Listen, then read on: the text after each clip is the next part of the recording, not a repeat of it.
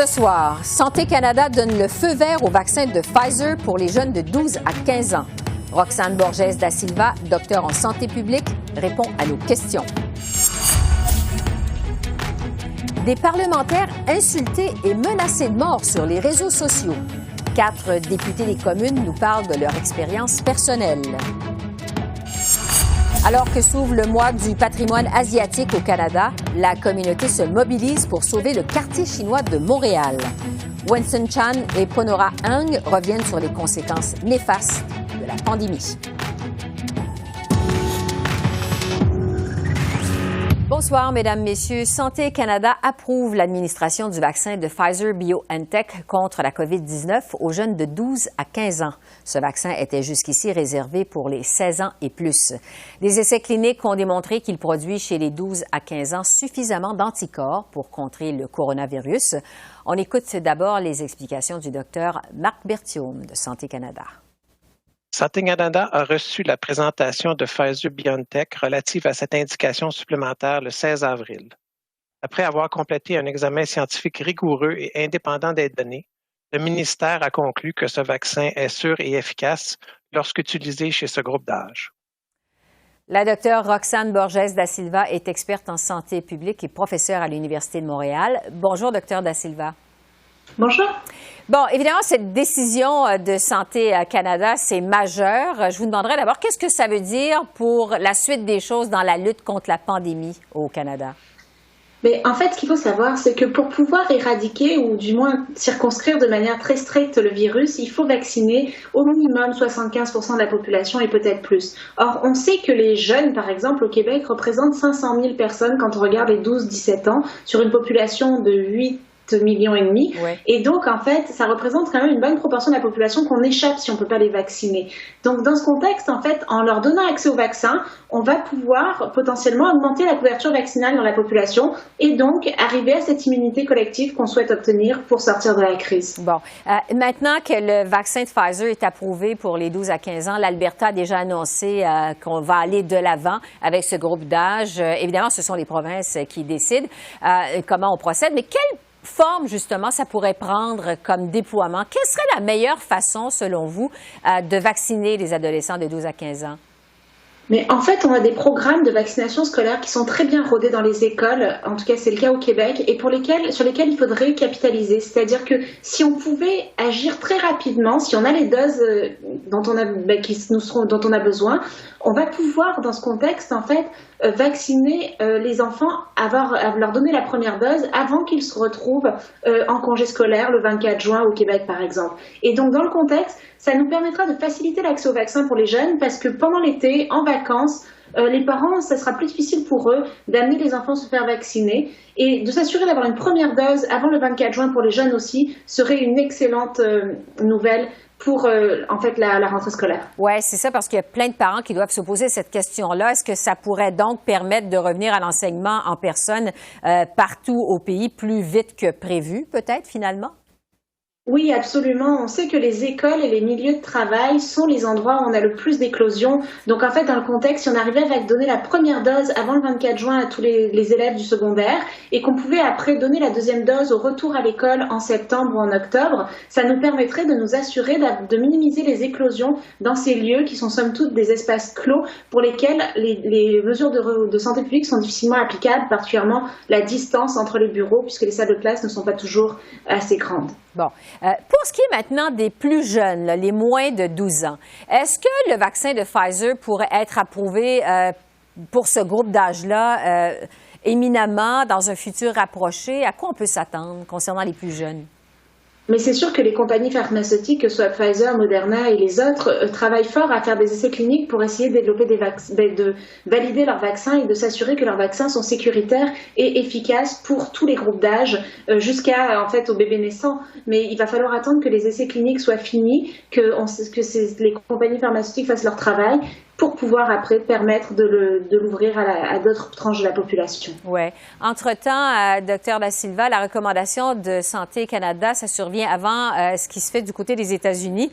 Qu'est-ce qui explique ça, que Santé Canada ait décidé d'aller de l'avant avec le Pfizer pour les 12 à 15 ans avant les États-Unis?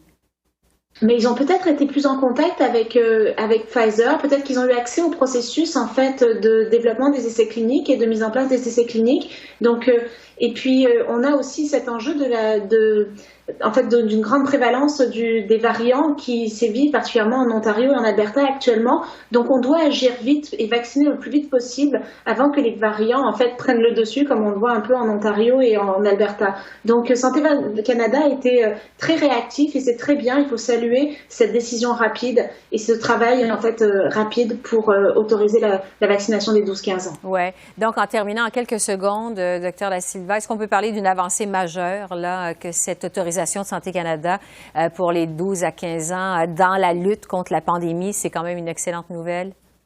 Ah oui, absolument, c'est une excellente nouvelle pour améliorer la couverture vaccinale et s'assurer de circonscrire les variants et de revenir en fait à une vie normale. Oui, qu'on espère vraiment le plus rapide possible. Docteur Roxane Borges Da Silva, je répète que vous êtes experte en santé publique et professeure à l'Université de Montréal. Merci beaucoup. Merci.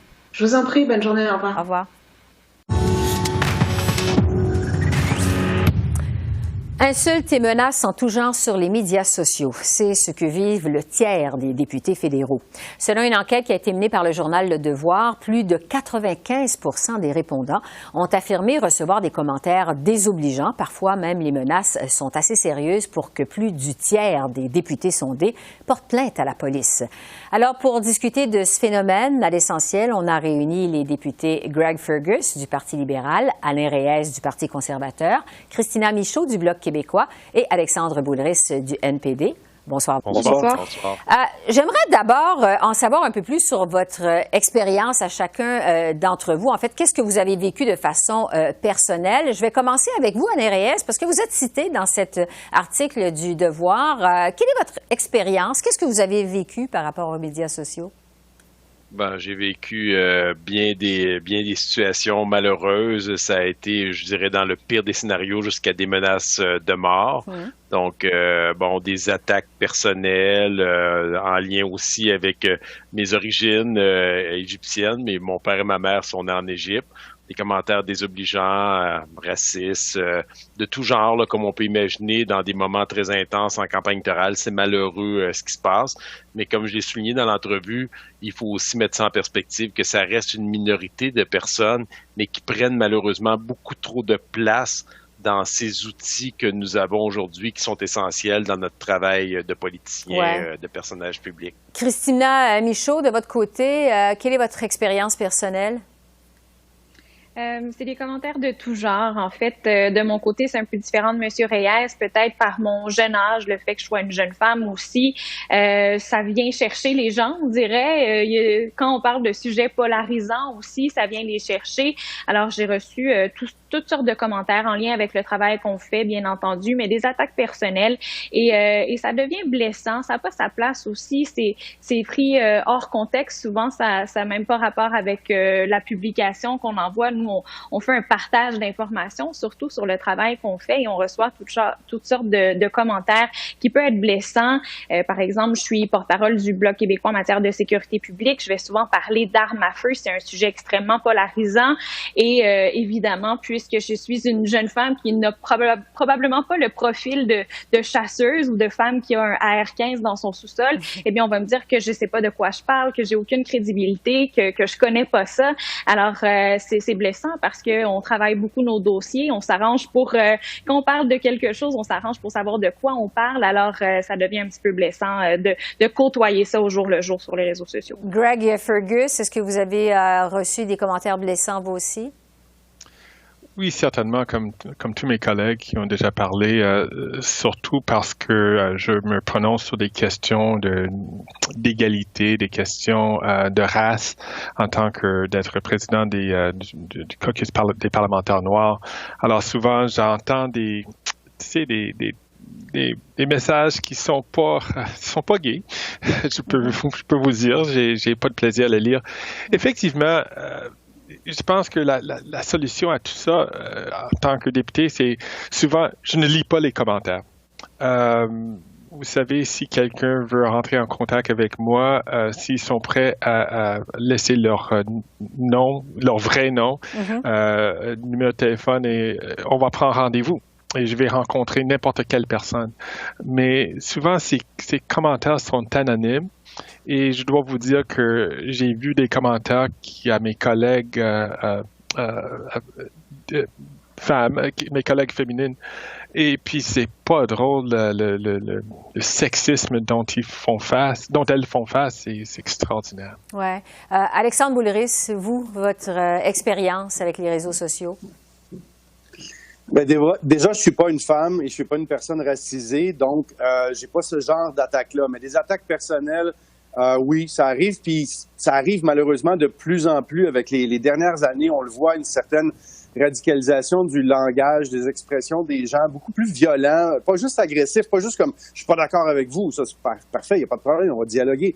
Mais des images, on utilise des images d'animaux, des images d'excréments. Je sais pas si c'était vraiment une menace de mort, mais tu sais, une image tu sais, on va te faire la peau, puis c'est l'image d'un homme qui est pendu à un arbre.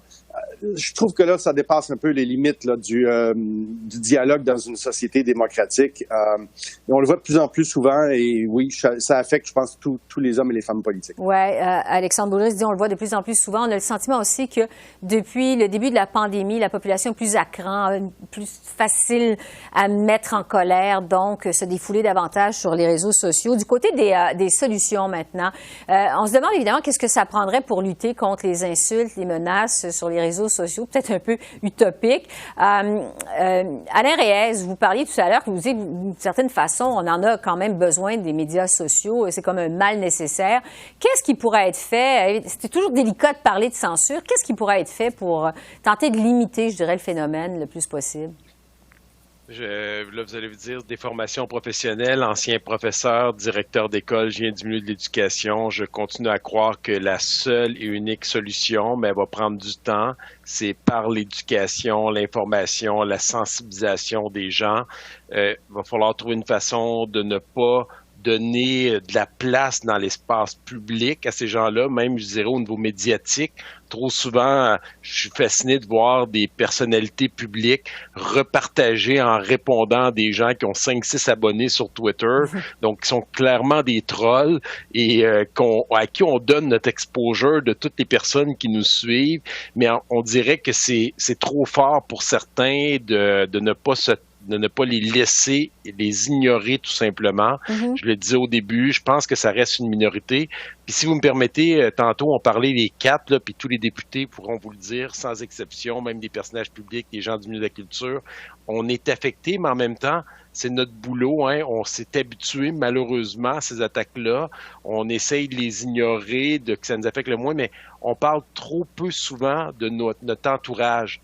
Nos conjointes, nos enfants, nos parents, nos amis, qui, eux, n'ont pas fait ce choix-là de carrière que nous avons fait, de service public, mais qui subissent, je peux vous le dire, à bien des égards, des situations vraiment déplaisantes.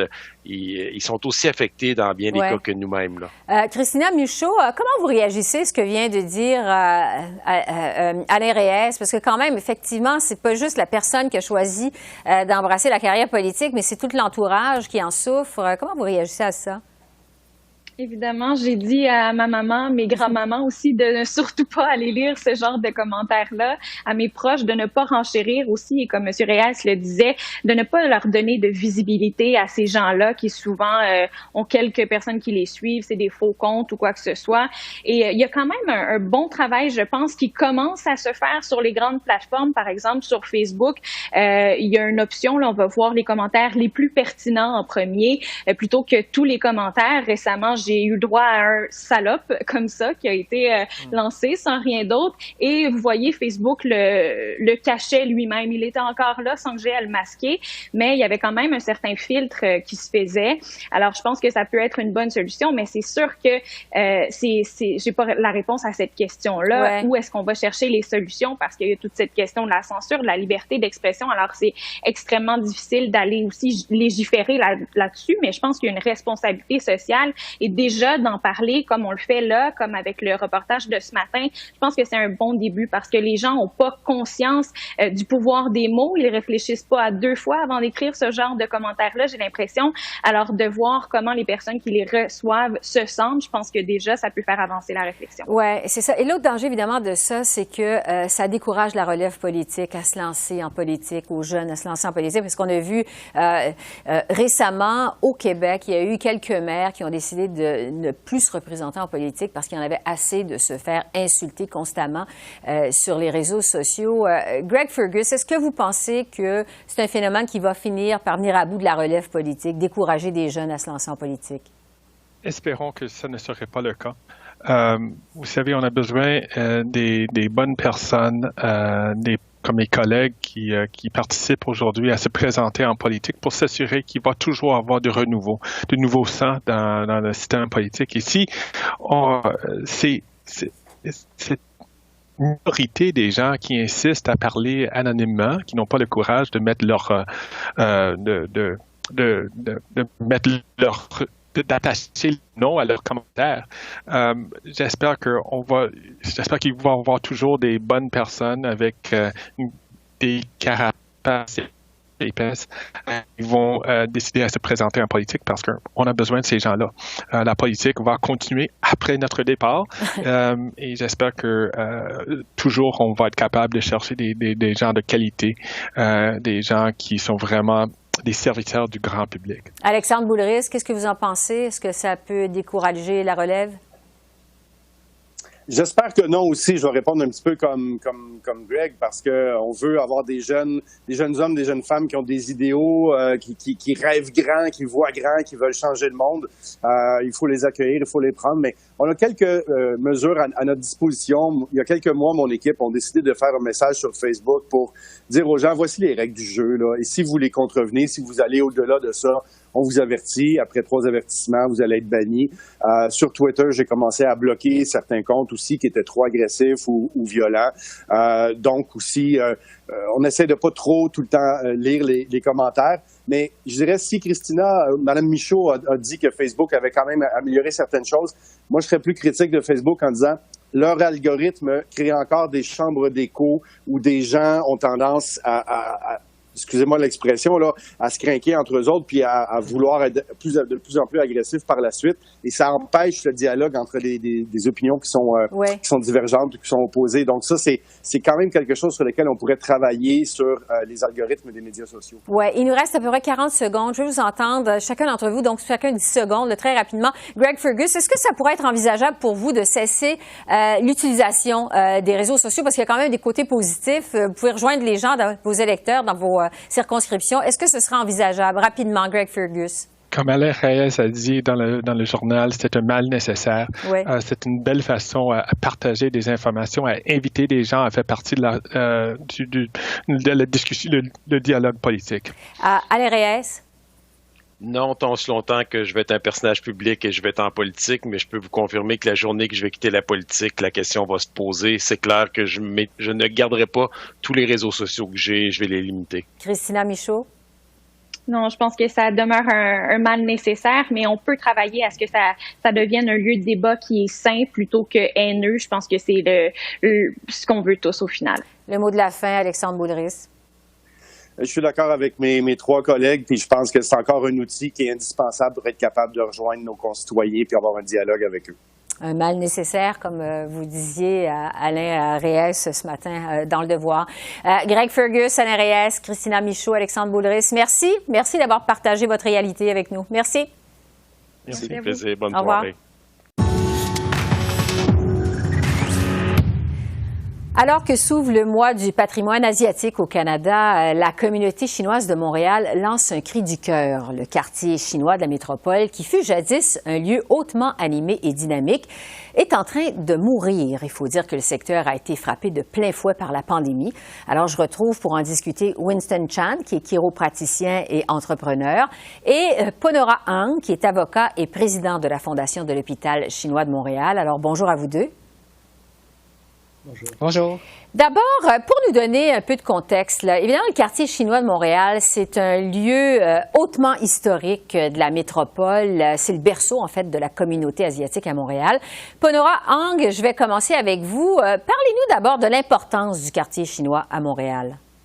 En fait, comme vous le dites si bien, le quartier chinois est un lieu historique, c'est un lieu culturel à Montréal. On retrouve beaucoup de touristes, il y a beaucoup de commerçants également.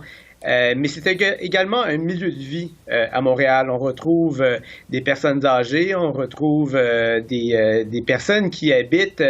Il y a des tours à condos à côté. C'est un endroit où le monde se rassemble en famille.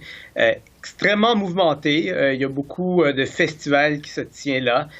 Malheureusement, on peut constater que depuis la pandémie, le quartier chinois a été gravement affecté par la pandémie, non seulement en raison du fait que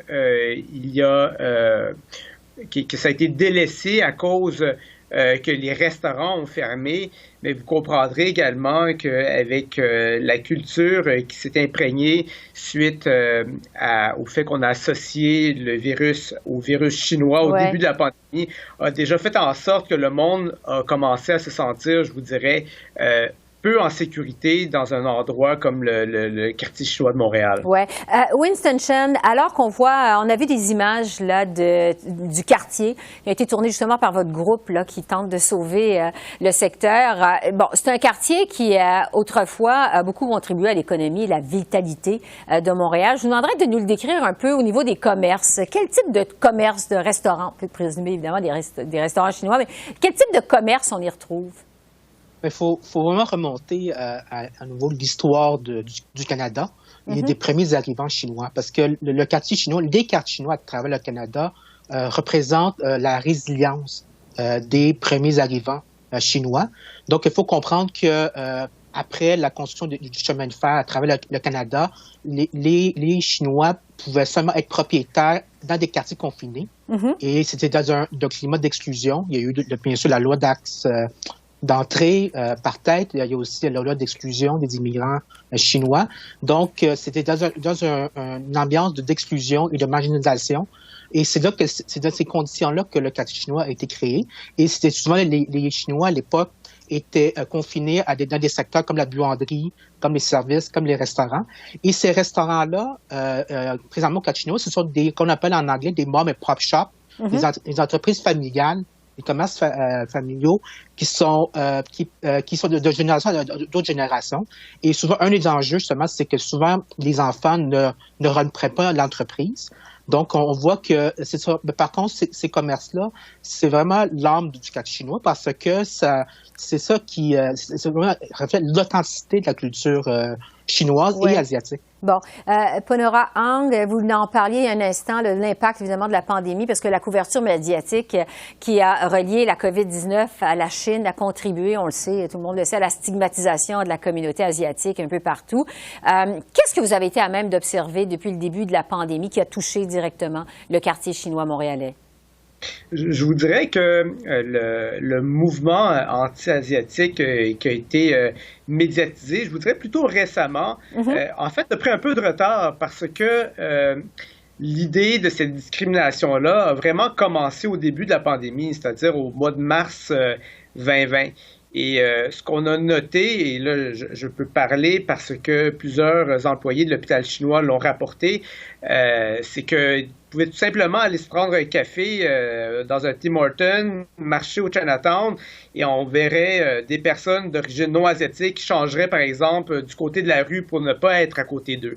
Et ça a été quelque chose qui a beaucoup marqué la communauté asiatique au Chinatown, non seulement parce que ça a été délaissé en partie, mais étant donné des agissements de cette nature-là qui ont fait en sorte que le monde s'est senti préoccupé par rapport à l'attitude des personnes envers eux. avec le résultat évidemment qu'on connaît, donc le quartier est déserté. Là, bien, évidemment, avec les vaccins qui nous font envisager l'avenir de façon un peu plus rose, un retour graduel à la normale dans les prochaines semaines et les prochains mois.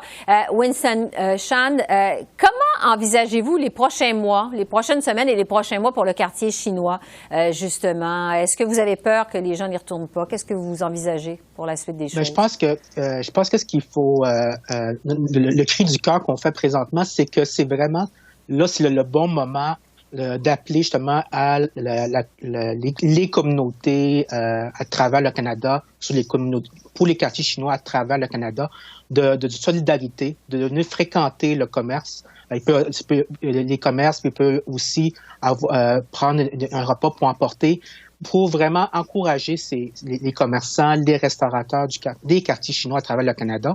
Et c'est vraiment, on veut que les Montréalais, les Torontois, les Vancouverois puissent s'approprier leur quartier chinois. C'est nos quartiers chinois à nous. Mm-hmm. C'est vraiment que les gens soient sensibilisés à cet appel à la solidarité.